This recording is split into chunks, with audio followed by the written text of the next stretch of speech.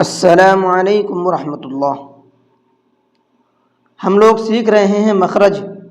عربی میں جو 29 حروف ہوتے ہیں، 29 حروف، ان کو کہاں سے نکالنا ہے اور کس طرح سے پڑھنا ہے، باریک پڑھنا ہے یا موٹا کر کے پڑھنا ہے، کیسے نکالنا ہے، کہاں سے نکالنا ہے، ان تمام چیزوں کو کیا کہتے ہیں؟ مخرج کہتے ہیں۔ تو یہ مخرج ہم لوگ سیکھ رہے ہیں۔ تو یہ آج کا ہمارا مخرج کا تیسرا سبق ہے اور ویسے چوتھا سبق ہے، ٹھیک ہے۔ تو آج کے سبق میں ہم جو لفظ ہمارے تھوڑے سے رہ گئے ہیں، جن کا ہم نے مخرج نہیں سیکھا ہے، ان کا مخرج آج کے سبق میں ہم لوگ سیکھنے والے ہیں۔ تو آپ کے سامنے جو PDF کھلی ہوئی ہے، اس میں حرف بنے ہوئے ہیں الگ الگ طرح کے۔ آخری پیج ہے آپ کا اور آخری ہی وہ لفظ ہیں جن کے پروننسیشن اور مخرج سیکھنے سے رہ گئے ہیں۔ تو چلیے سبق کو شروع کرتے ہیں۔ اعوذ باللہ من الشیطان الرجیم، بسم اللہ الرحمن الرحیم۔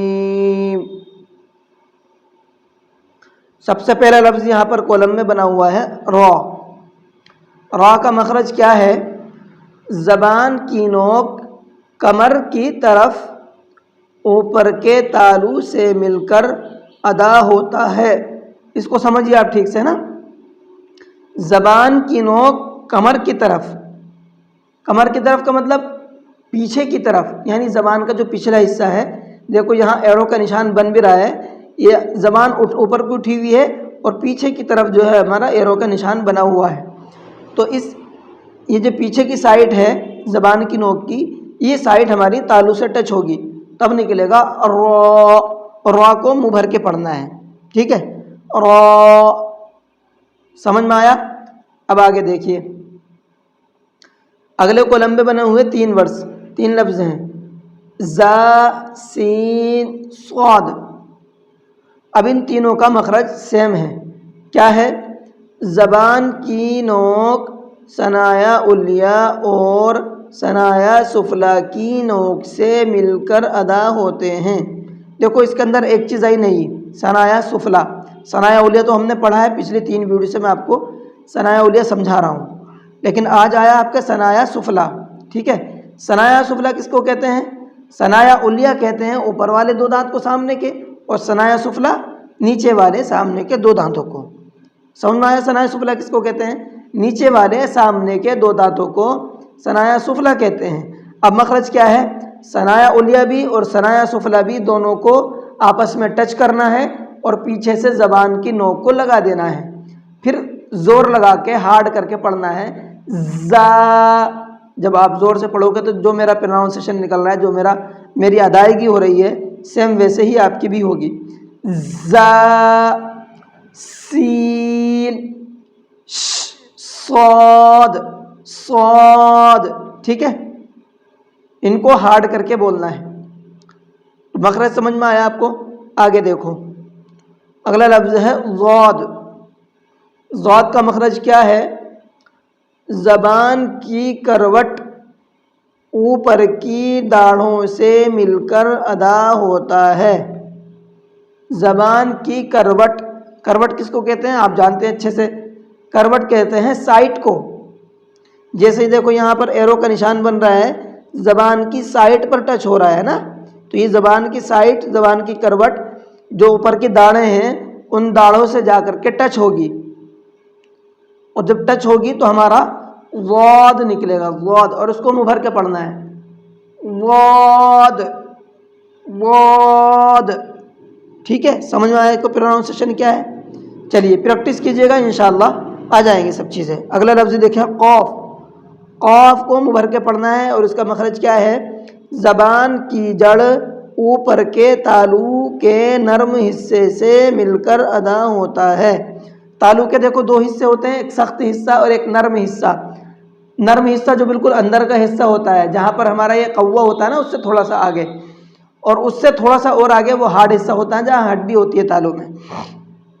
تو قاف کا مخرج کیا ہے؟ زبان کی جو جڑ ہے، بالکل زبان کا آخری حصہ جڑ کا، وہ وہاں پر قوے کے پاس میں جو نرم جگہ ہے وہاں سے ٹچ کریں گے، پھر بولیں گے قاف، قاف، اور منہ بھر کے پڑھیں گے اس کو۔ صحیح سے سمجھ میں آیا پروننسیشن کیا ہے؟ قاف۔ جی آگے چلیے، काफ, काफ का मखरज क्या है? इसको नॉर्मली पढ़ना है, इसको काफ को मुभर के नहीं पढ़ना, ताकि इन दोनों काफ और काफ में फ़र्क समझ में आ जाए, इसको मुभर के और इसको बारीक। अब इसका मखरज क्या है वो देखें। ज़बान की जड़ ऊपर के तालु के सख्त हिस्से से मिलकर अदा होता है। जो ऊपर का तालु का सख्त हिस्सा है ना, अभी मैंने आपको दो हिस्से बताए, एक नरम एक सख्त। नरम से तो बड़ा काफ होगा और उससे जो आगे सख्त हिस्सा है वहाँ पर ज़बान की जड़ टच होगी तो छोटा काफ निकलेगा हमारा। काफ नॉर्मली पढ़ना है, कौफ नहीं पढ़ना है, काफ पढ़ना है, ठीक है। चलिए अगला लफ्ज़ देखते हैं, लाम। लाम का मखरज क्या है? ज़बान के किनारे ऊपर, ज़बान का किनारा ऊपर के मसूड़ों से मिलकर अदा होता है। ज़बान का किनारा देखो यहाँ पर ये बन रहा है, ज़बान का किनारा, ये ऊपर के जो दांत हैं उनके मसूड़ों से टच करेंगे, उनके जो थोड़ा सा दांतों के पीछे को जो उठी हुई जगह होती है ना थोड़ी सी, उस जगह से टच करेंगे। लाम, ज़बान के किनारे को वहाँ पर टच करना है। एरो का निशान बन भी रहा है, यहाँ देखो करवट पर, और यहाँ मसूड़ों पर बन रहा है एरो का निशान। चलिए आगे देखते हैं, नून। नून का मखरज क्या है? ज़बान की नोक ऊपर के मसूड़ों से मिलकर अदा होता है। ऊपर वाले में ज़बान का किनारा था और यहाँ पर ज़बान की नोक है। देखो एरो का निशान ज़बान की नोक पर बना हुआ है, और ये भी ऊपर जहाँ पर यहाँ टच हो रहा है यहाँ पर भी यहीं टच हो रहा है। ऊपर के दांतों के पीछे जो मसूड़े हैं मसूड़ों से टच करेंगे ज़बान की नोक को तो नून निकलेगा हमारा, ठीक है। तो आपके सारे लफ्ज़ के मखरज आ चुके हैं अल्हम्दुलिल्लाह। अब गुजारिश ये है कि आप इनको अच्छे से याद कर लें और इनको समझ लें, थोड़ी सी प्रैक्टिस कर लें, बस थोड़ी सी प्रैक्टिस की ज़रूरत है।